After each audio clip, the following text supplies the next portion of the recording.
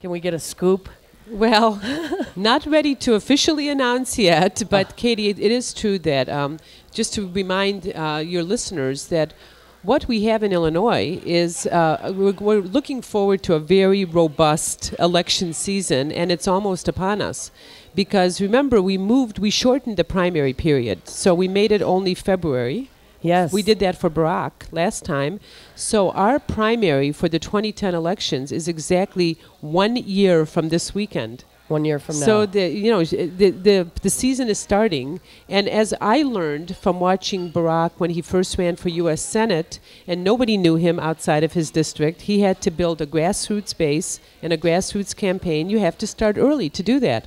So to do that right now and looking ahead to 1 year from now when we have this big primary, in that primary we're going to be electing, nominating U.S. Senate, Governor, Lieutenant Governor, Secretary of State, Attorney General, Comptroller, and Treasurer. Those are all the statewide people. Plus, we're going to be nominating a new, potentially, Cook County Board President and some other county-wide offices, plus all the Cook County Commissioners.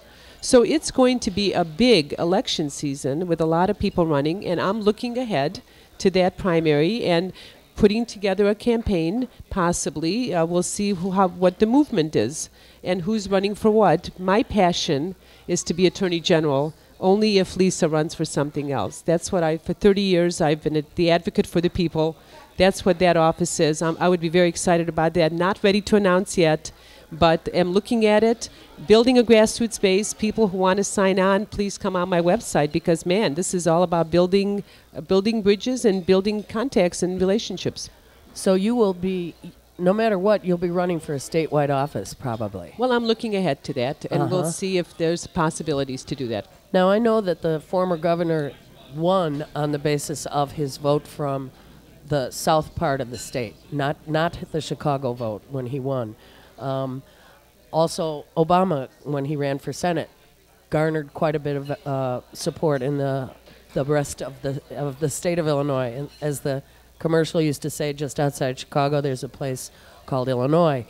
Do you feel, where would you go first to begin to build on whatever you already have as a base outside of your district and your familiar territory up here in Chicago? Well, it's true that this is where I live, and of course anybody who starts down this path as a state representative starts with the strength from just their district, and we're not known outside of that. However, if you remember, I did this 3 years of work on saving the transit system. Yes, you did. Thank you very much. That was last January. That was my baby. I was the leader on that, and I built a lot of coalitions around the region. So certainly in the 6-county region, I have a very solid base of people who care about transportation, transit, livable communities. I've been doing that kind of regional work for a long time. But in addition to that, Katie, for me, I've done 30 years of work on issues. And it's really ultimately the issues and the policies that are going to garner support for me. I don't start with politics. I start with policy. And I have been in the trenches for 30 years working on affordable housing, on building the statewide coalition against domestic violence, being part of really every movement on women's issues, every single one of those. Also, immigrant rights, human rights. So there are statewide coalitions around those issues, and I will look to those statewide coalitions to build my base of support. We're talking with State Representative Julie Hamos, and this is WLUW, live from the Heartland, 88.7 on your radio. Julie, you were part of the incredibly groundbreaking sexual assault legislation that was passed some 28 years ago now, and that was when you were just an activist like the rest of us, not an elected official. And the core group of folks who worked on that with you, men and women, but a lot of gals, do form the base of your support, and your ongoing legacy is a tremendous amount of good work done. I also appreciate the work you did on the food and Farm Bill. But, oh my God, I'm so excited. I'm so glad you mentioned this because this we're getting ready to roll out right now. In the next month, and people should be aware, this is going to be very, very exciting. There's been a task force meeting for a year now. It was established by legislation I passed 2 years ago. A great group with a solid report coming up with some very exciting, innovative recommendations for policy changes.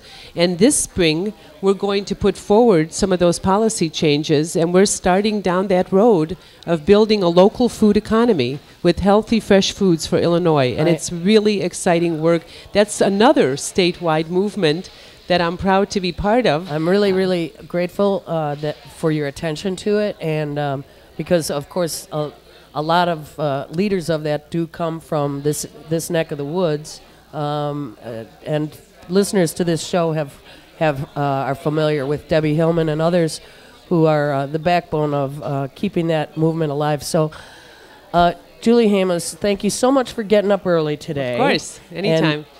And if she's really got more of a face for TV, I mean, Julie looks good. You're great. Whereas I got the face and the outfit for radio.